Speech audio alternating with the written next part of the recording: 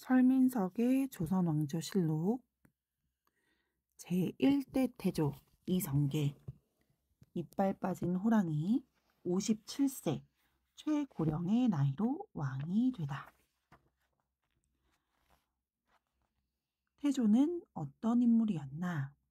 생애 1335년에서 1408년, 재위기간 1392년부터 1398년까지. 휘 이성계, 이단, 묘호, 태조. 출생가 즉위 1335년 이자춘의 적자로 함경도 동북면에서 출생했습니다. 1356년 공민왕 5년 쌍성 총관부를 공격할 때 아버지와 함께 혁혁한 공을 세웠지요. 그리고 아버지 이자춘의 뒤를 이어 동북면의 실력자로 성장합니다. 혼란의 전국이었던 고려 말 동북면의 유지로 성장한 이성계는 홍건적을 격퇴하고 왜구를 토벌하면서 마침내 중앙 정치에 발을 내딛습니다. 이어 원나라의 세력이 약화되고 새로운 명나라가 부상하는 원명교체기에 요동정벌의 원정을 떠났던 압록강 위화도에서 회군하여 최영을 몰아내고 정권을 장악합니다. 곧 고려의 마지막 왕인 공양왕을 임금으로 받들지만 결국 공양왕을 몰아내고 새 왕조를 개창하였으며 조선의 제1대 임금이 됩니다. 가족관계 왕비 2명, 후궁 4명, 자녀 8남 5녀. 1392년 조선 최고령의 나이로 즉위한 임금 태조 이성계. 조선시대 왕들은 대개 빠르면 10대 전후, 늦으면 30대에 즉위해 40대에 승하하였습니다. 승하는 군주의 죽음을 높여 부르는 말입니다. 그 당시 왕의 평균 수명이 고작 40대였으니까요. 그렇다면 조선을 세운 이성계는 즉위 당시 몇 세였을까요? 이성계는 1335년생이고 조선을 건국한 해는 1392년이죠. 계산이 되나요? 그가 왕위에 올랐을 때의 나이는 무려 57세였습니다. 오늘날에도 남자 나이 57세면 결코 적지 않은 나이인데 하물며 조선시대의 57세라니 고령이 아닐 수 없지요. 이성계는 조선시대를 통틀어도 최고령의 나이로 즉위한 임금이랍니다. 질문. 조선시대 임금을 부르는 말인 휘와 묘호에는 어떤 차이가 있나요? 답. 임금의 이름을 휘라고 합니다. 일반 사람들은 일상생활에서 감히 휘를 함부로 부르거나 사용하지 못했답니다. 문서나 과거시험 답안지에 휘를 사용할 경우에도 엄벌을 내렸지요.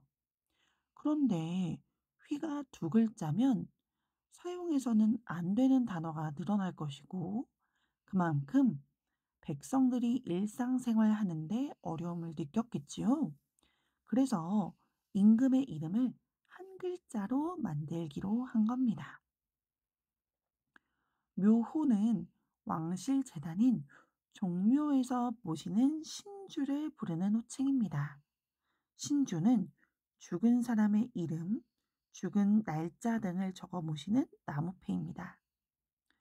후세에는 가장 널리 알려진 임금의 이름이지만 정작 당사자들은 생전에 이를 알 수 없었습니다. 묘호는 죽고 나서 받는 이름이기 때문이지요. 1392년 막내 아들을 왕세자로 세우다. 태조 이성계가 최고령의 왕위에 올랐기 때문에 후계자 문제는 건국 직후부터 중요한 고려 사항이 아니었을까 싶네요. 이성계는 총 8명의 아들을 두고 있었지요. 첫째 부인인 신의왕후 한씨에게서는 6명, 둘째 부인에게서는 2명의 아들을 얻었습니다. 신의왕후 한씨는 조선 건국 전에 사망하였기 때문에 그녀를 대신하여 부인의 역할을 한 것은 둘째 부인인 강씨였습니다. 원칙대로라면 첫째 아들인 이방우가 왕세자의 자리에 앉아야 했지만 정작 그는 왕세자의 자리에 관심이 없었습니다. 그래서 다른 왕자 중에서 후계자를 정해야 했지요. 당시 조선 왕조, 아이고, 당시 왕조 건국에 대한 공을 따진다면 차기 임금은 마땅히 이방원이 되어야 했습니다.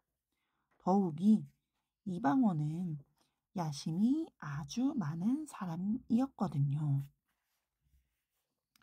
질문. 조선시대에서 장남은 어떤 존재였나요? 답. 동아시아 유교 국가에서는 적장자 중심의 종통 인식이 강하답니다. 종통은 종과 마다들의 혈통을 이르는 말입니다. 밥상에서 잘 익은 생선 몸통은 모두 장남 차지였단 뜻이지요. 이런 인식은 중국 주나라에서 그 기원을 볼 수 있는데요. 적장자가 집안의 중심으로서 가문을 계승하는 것이 근본 중의 근본이라고 생각했습니다. 우리가 흔히 말하는 종갓집도 이 때문에 생긴 것이고요.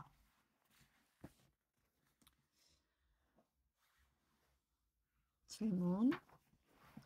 장자인 이방우는 왜 왕이 되고 싶지 않았을까요? 답. 조선의 개국공신인 이질환이 쓴 청해백집에 따르면 이성계의 큰아들 이방우는 위화도 회군 때부터 아버지와 뜻이 달랐다고 해요. 반란을 반대했으며 고려에 대한 충성을 강조한 거지요. 결국 고려가 멸망하고 조선이 건국되자 슬픔에 겨워 은거하며 매일 밤 술로 나를 지새우다 결국 조선 건국 1년 후인 1393년에 죽음을 맞이합니다. 하지만 태조의 최종 선택은 막내 아들 방석이었습니다. 건국 당시 이방원의 나이는 25세였던 반면 방석의 나이는 불과 11세의 소년이었습니다. 11세 소년이 조선 최초의 왕세자가 될 수 있었던 이유는 무엇이었을까요? 바로 태조 이성계가 방석의 어머니 신덕왕후 강씨를 몹시 아꼈기 때문입니다. 질문. 태조는 신덕왕후 강씨의 두 아들 중 왜 막내 아들인 방석을 선택했나요? 답. 방석이 막내 아들임에도 불구하고 세자가 될 수 있었던 이유는 어머니 신덕왕후 강씨의 욕심 때문이었어요. 당시 신덕왕후 강씨에게는 2명의 아들이 있었는데 태조 이성계의 7번째 아들인 이방번과 8번째 아들인 이방석이었습니다.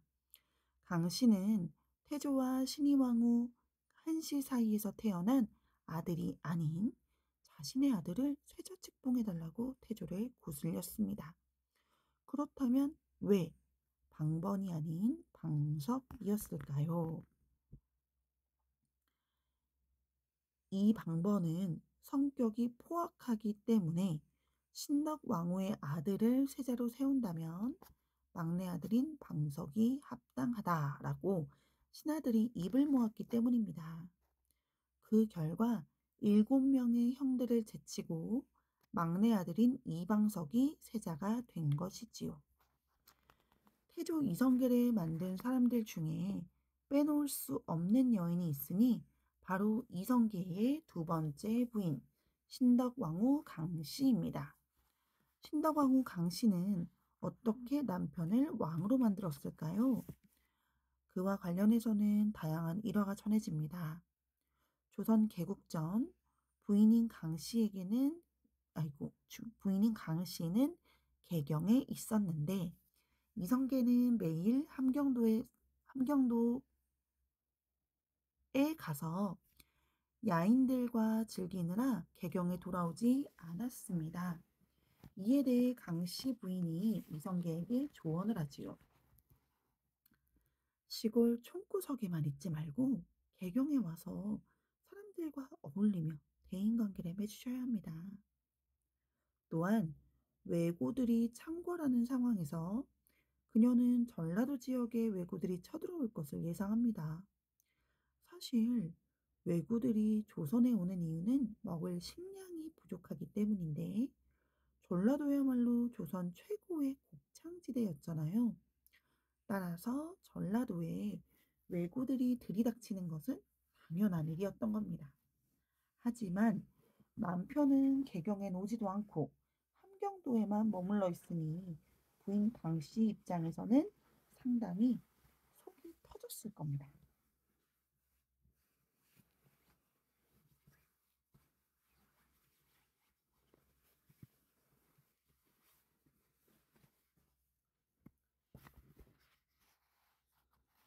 그래서 그녀는 묘책 하나를 냅니다. 몸이 많이 좋질 않으니 속히 개경으로 오셨으면 합니다. 그녀는 자신이 아프다는 꾀병을 이성계에게 전달하였고 이 소식을 들은 이성계는 결국 부인 곁으로 오게 되었던 거죠. 이에 또 왜구가 쳐들어왔고 개경에 머물던 이성계는 왜구를 토벌하러 전라도로 떠나게 된 겁니다. 결국 부인 덕에 절호의 찬스를 얻은 이성계는 그 기세를 몰아 황산에서도 왜구를 정벌하는데 이것이 그 유명한 황산대첩입니다. 이 황산대첩을 통해 이성계라는 이름 세 글자가 고려에 널리 알려지게 되지요. 이처럼 젊고 총명했던 조선의 첫 번째 왕비, 그녀가 바로 신덕왕후 강씨였던 겁니다. 하지만 그녀는 하지만 그녀의 욕심은 거기서 그치지 않았습니다.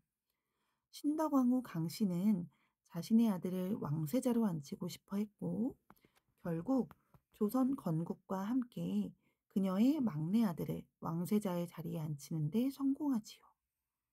한편 정도전은 그녀의 야망을 지지합니다. 정도전이 꿈꾸던 조선의 모습을 위해서라도 이방원이 아닌 막내 아들인 방석이 왕이 되어야 했기 때문이지요. 뒤에서 자세히 이야기하겠지만 조선의 전반적인 모습을 디자인한 정도전은 왕의 됨됨이보다는 왕을 성군으로 만들 수 있는 국가 시스템이 더 중요하다고 생각한 인물이었습니다. 왕의 자질에는 어진 자질이 있고 그른 자질이 있는데 어진 자질은 우리가 따라야 하지만 그른 자질은 우리가 변화시켜야 한다. 조선 경국전. 정도전은 조선 경국전이라는 법전을 편찬하여 국가의 초안을 작성하였는데 국가가 왕의 자질을 변화시킬 힘을 가져야 한다고 생각하였습니다. 이러한 정도전의 생각은 왕의 입장에서는 상당히 시건방진 소리가 아닐 수 없었겠지요. 특히 왕권을 중요하게 생각하는 이방원에게는 씨알도 안 먹히는 얘기였습니다. 하지만 신덕왕후 강씨에 대한 태조 이성계의 총애와 정도전의 지지로 막내 아들 방석이 왕세자 자리에 오르게 됩니다. 질문. 태조 이성계는 왕권을 제한하는 정도전에게 불만이 없었나요?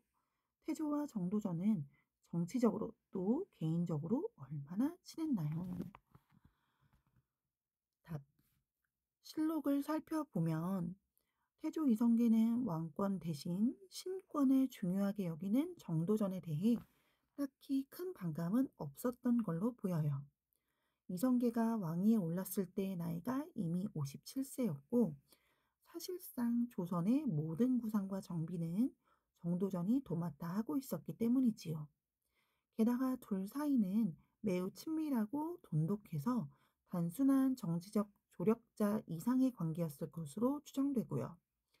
사실상 정도전이 여러 개혁 정치를 단행할 수 있었던 것도 이성계의 무한한 신뢰가 있었기에 가능했습니다. 우리 아들 잘 자.